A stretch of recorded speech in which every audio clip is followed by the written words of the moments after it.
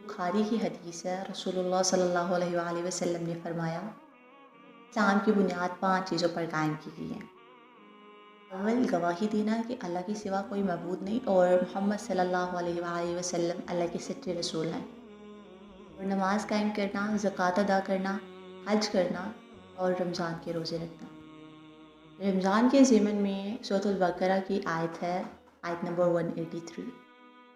اللہ تعالیٰ قرآن میں فرماتے ہیں یا ایھا الذین آمنوا کتب علیکم الصیام کما کتب علی الذین من قبلکم لعلکم تتقون۔ اللہ تعالیٰ اس امت کے ایمان والوں کو مخاطب کر کے انہیں حکم دے رہے ہیں کہ روزے رکھو۔ روزے کے معنی اللہ تعالیٰ کے فرمان کی بجا آوری کی خالص نیت کے ساتھ کھانے پینے اور جماعت سے رک جانے کے ہیں۔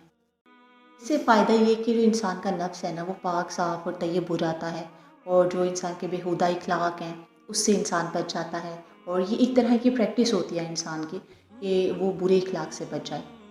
اس حکم کے ساتھ ہی فرمایا گیا ہے کہ تم تنہا نہیں ہو بلکہ تم سے اگلوں کو بھی روزے رکھنے کا حکم تھا۔ اس بیان سے یہ بھی مقصد ہے کہ یہ امت اس فریضے کی بجا آوری میں، اس حکم کو ماننے میں، اس فریضے کو پورا کرنے میں اگلی امتوں سے پیچھے نہ رہ جائے۔ جیسے ایک اور جگہ پہ سورۃ المائدہ کی آیت نمبر 48 ہے، لِكُلٍّ جَعَلْنَا مِنْكُمْ شِرْعَةً وَمِنْهَاجًا، یعنی ہر ایک کے لیے ایک طریقہ اور ایک راستہ ہے۔ اگر اللہ تعالیٰ چاہتا تو تم سب کو ایک ہی امت کر دیتا، لیکن وہ تمہیں آزما رہا ہے۔ تمہیں بھی چاہیے کہ نیکیوں میں سبقت کرتے رہو، آگے بڑھتے رہو۔ یہاں پہ فرمایا کہ تم پر بھی روزے اسی طرح فرض ہیں جس طرح تم سے پہلے گزرنے والوں پر تھے۔ روزے سے بدن کو پاکیزگی ملتی ہے اور عمل جو ہے انسان کا شیطانی راہ پر چلنے سے رک جاتا ہے۔ بخاری و مسلم کی حدیث ہے، رسول اللہ صلی اللہ علیہ وآلہ وسلم فرماتے ہیں اے جوانوں، تم میں سے جسے نکاح کی طاقت ہو وہ نکاح کرے، اور جسے طاقت نہ ہو وہ روزے رکھے، اس کے لیے کہ یہ جوش کو سرد کر دیتے ہیں۔ پھر روزوں کی مقدار بیان ہو رہی ہے، یہ چند دن ہی ہیں تاکہ کسی پر باری نہ پڑے اور ادائیگی سے قاصر نہ رہ جائے کہ بھئی ہمارے اوپر تو اتنا برڈن ڈالا جا رہا ہے، بلکہ ذوق شوق سے اور خود اپنی مرضی سے اور بڑے شوق سے اللہ تعالیٰ کے اس حکم کو بجا لائے۔ پہلے تو ہر ماہ میں 3 روزوں کا حکم تھا، پھر رمضان کے روزوں کا حکم ہوا، اور جو اگلا حکم تھا نا وہ منسوخ ہو گیا۔ حضرت معاذ، حضرت ابن عباس اور حضرت ابن مسعود کا فرمان ہے کہ حضرت نوح علیہ السلام کے زمانے سے ہر مہینہ میں 3 روزوں کا حکم تھا، جو حضور صلی اللہ علیہ وآلہ وسلم کی امت کے لیے بدلا، اور ان پر اس مبارک مہینے کے روزے فرض ہوئے۔ حضرت حسن بصری فرماتے ہیں کہ اگلی امتوں پر بھی 1 مہینہ کامل کے روزے فرض تھے، اور ایک مرفوع حدیث میں کہ رمضان کے روزے تم سے پہلے کی امتوں پر بھی فرض تھے۔ پہلی امتوں کو یہ حکم تھا کہ جب وہ عشاء کی نماز ادا کر لیں اور سو جائیں تو ان پر کھانا پینا، عورتوں سے مباشرت کرنا حرام ہو جاتا تھا۔ اور یہاں پہ جو اگلے لوگوں سے مراد ہے وہ ہے اہل کتاب ہے۔ لائک اگر ہم اپنے اس ایرا میں دیکھیں تو عیسائی لوگ جو ہیں نا وہ روزہ رکھتے ہیں اس طرح کا، جو ان کا 24 گھنٹوں کا روزہ ہوتا ہے کہ ایک مرتبہ ہی کھاتے ہیں وہ، عشاء کے بعد انہوں نے کھا لیا اور اس کے بعد اگر وہ سو گئے تو پھر ان کا روزہ سٹارٹ ہو جاتا ہے، تو مطلب ایک مرتبہ کھانے کی پرمیشن ہوتی ہے، پھر 24 گھنٹے کے لیے وہ کچھ کھا بھی نہیں سکتے ہیں۔ لیکن ہمارے لیے اللہ تعالیٰ نے اتنی آسانی پیدا کی ہے، اور پھر فرمایا جا رہا ہے کہ تم میں سے جو شخص ماہ رمضان میں بیمار ہو یا سفر میں ہو تو وہ اس حالت میں روزے چھوڑ دے، مشقت نہ اٹھائے، اور اس کے بعد اور دنوں میں جب اس کو جو بھی عذر ہے اس کا جب وہ ہٹ جائے تو قضا کر لے۔ ہاں، لیکن ابتدائی اسلام میں یہ تھا کہ جو شخص تندرست ہو، مسافر بھی نہ ہو، تو اسے اختیار تھا کہ چاہے تو روزہ رکھے چاہے تو نہ رکھے،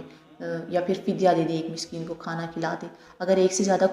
کو کھلائے تو افضل تھا، لیکن روزہ رکھنا فدیہ دینے سے زیادہ بہتر تھا۔ مسند احمد میں ہے، حضرت معاذ بن جبل فرماتے ہیں نماز کی اور روزے کی 3 حالتیں بدل گئی۔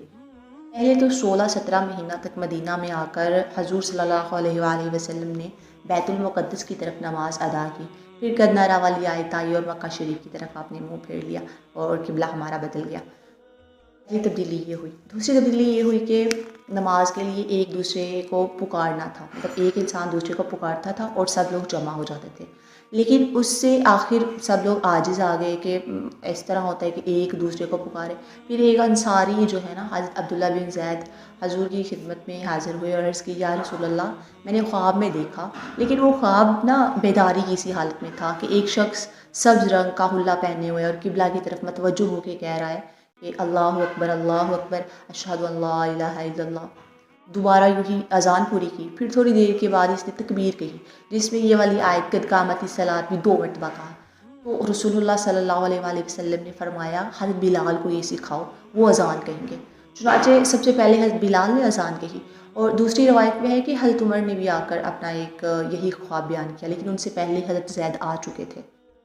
تیسری تبدیلی پھر یہ ہوئی کہ پہلے یہ دستور تھا کہ حضور نماز پڑھا رہے ہیں، کوئی آیا ہے، کوئی کچھ رکعتیں اس کی رہ گئی ہیں تو وہ کسی سے دریافت کر لیتا کہ کتنی رکعتیں ہوئی ہیں، اور اگلا بندہ جب جواب دیتا کہ اتنی رکعتیں پڑھ لی ہیں اور اتنی رکعتیں ادا کرنا رہ گئی ہیں، پھر حضور کے ساتھ مل جاتا۔ حضرت معاذ رضی اللہ تعالیٰ عنہ ایک مرتبہ آئے اور کہنے لگے کہ میں حضور کو جس حال میں پاؤں گا اسی میں مل جاؤں گا، اور جو نماز چھوٹ گئی ہے اسے حضور کے ساتھ سلام پھیرنے کے بعد ادا کروں گا۔ چنانچہ انہوں نے یہی کیا، اور حضور کے سلام پھیرنے کے بعد یہ اپنی رہی ہوئی رکعتیں ادا کرنے کے لیے کھڑے ہوئے۔ حضرت صلی اللہ علیہ وآلہ وسلم نے انہیں دیکھ کر فرمایا معاذ نے تمہارے لیے اچھا طریقہ نکالا ہے، تم بھی اب یوں ہی کیا کرو۔ یہ 3 تبدیلیاں تو نماز کی ہوئیں کہ اس طرح سے جو ہے پہلے کچھ اور تھا اور اس میں تبدیلی آئی اور طریقہ بدل گیا۔ اب ہم بات کرتے ہیں روزوں کی تبدیلیوں کے بارے میں۔ پہلا یہ ہوا کہ جب نبی کریم صلی اللہ علیہ وسلم مدینہ میں آئے تو ہر مہینہ میں 3 روزے رکھتے تھے اور عاشوراء کا روزہ رکھا کرتے تھے۔ یہ عیسائی اور یہودی لوگ بھی عاشوراء کا روزہ رکھا کرتے تھے کہ ان کی یہ تھا کہ موسیٰ علیہ السلام جو ہے نا ان کو اللہ تعالیٰ نے فرعون سے نجات دی، تو وہ اس ضمن میں جو ہے نا وہ روزہ عاشوراء کا رکھا کرتے تھے۔ لیکن پھر جو ہے نا اللہ تعالیٰ نے یہ آیت نازل فرمائی 183 یا ایھا الذین آمنوا کتب علیکم الصیام، یہ نازل فرما کر جو ہے نا اللہ تعالیٰ نے رمضان کے روزے فرض کیے۔ پہلی چینجنگ یہ ہوئی کہ پہلے عاشوراء کے تھے، پھر رمضان کے روزے فرض ہو گئے، ٹھیک ہے، وہ پہلا جو حکم تھا وہ منسوخ ہو گیا۔ دوسرا ابتدائی یہ حکم تھا کہ جو چاہے روزہ رکھے اور جو چاہے وہ نہ رکھے اور فدیہ دے دے۔ یہ والی آیت جو ہے نا پھر فمن شہد منکم الشہر فلیصم، سورۃ البقرہ کی 185، تم میں سے جو شخص رمضان کے مہینے میں قیام کی حالت میں ہو اور وہ روزہ رکھا کرے، بس جو شخص مقیم ہو یا مسافر نہ ہو، تندرست ہو، بیمار نہ ہو، اس پر روزہ رکھنا ضروری ہو گیا، اور جو بیمار ہے اور مسافر ہے اور ایسا بوڑھا جو انتہائی بوڑھا ہو جس کو طاقت ہی نہ ہو روزہ رکھنے کی، اسے بھی رخصت دے دی گئی۔ تیسری حالت یہ ہے کہ ابتدا میں کھانا پینا عورتوں کے پاس آنا سونے سے پہلے جائز تھا، جب آپ سو گئے تو پھر رات کو ہی جاگے گے، لیکن کھانا پینا اور جمع اس کے لیے منع تھا۔ پھر سرما نامی ایک انصاری صحابی دن بھر کام کاج کر کے رات کو تھکے ہارے گھر آئے، عشاء کی نماز ادا کی اور نیند آ گئی۔ دوسرے دن کچھ کھائے پیے بغیر روزہ رکھا، لیکن حالت بہت نازک ہو گئی۔ تو حضور صلی اللہ علیہ وآلہ وسلم نے پوچھا کہ یہ کیا بات؟ انہوں نے سارا واقعہ کہہ دیا، جس پر یہ والی آیت نازل ہوئی سورۃ البقرہ کی 183، احل لکم لیلۃ الصیام الرفث الی نسائکم، یہاں سے لے کے اور 183 ثم اتموا الصیام الی اللیل ولا تباشروہن وانتم عاکفون فی المساجد، یہاں تک یہ آیت نازل ہوئی، اور مغرب کے بعد سے لے کے صبح صادق کے طلوع ہونے تک رمضان کی راتوں میں کھانے پینے اور مجامعت کرنے کی رخصت دے دی گئی۔ بخاری مسلم میں حضرت عائشہ صدیقہ سے مروی ہے کہ پہلے عاشوراء کا روزہ رکھا جاتا، جب رمضان کی فرضیت نازل ہوئی تو اب ضروری نہ رہا، جو چاہتا ہے وہ رکھ لیتا عاشوراء کا روزہ اور جو نہیں چاہتا وہ نہیں رکھتا۔ حضرت ابن مسعود سے مروی ہے کہ آیت نمبر 184 وعلی الذین یطیقونہ فدیۃ طعام مسکین کا مطلب حضرت معاذ بیان فرماتے ہیں کہ ابتدائی اسلام میں جو چاہتا روزہ رکھتا، جو چاہتا نہ رکھتا، اور ہر روزے کے بدلے ایک مسکین کو کھانا کھلا دیتا۔ لیکن اس کے بعد جب یہ آیت منسوخ ہو گئی، امام بخاری فرماتے ہیں کہ بہت بڑی عمر والا بوڑھا جس سے روزے کی طاقت نہ ہو تو وہ فدیہ دے دے، جیسے حضرت انس بن مالک نے اپنی بڑی عمر میں بڑھاپے کے آخری دنوں میں 2 سال تک روزہ نہ رکھا اور ہر روزے کے بدلے ایک مسکین کو روٹی گوشت کھلا دیا کرتے تھے۔ مسند ابو لیلہ میں ہے کہ جب حضرت انس روزہ رکھنے سے عاجز ہو گئے تو گوشت روٹی تیار کر کے 30 مسکینوں کو بلا کر کھلا دیا کرتے۔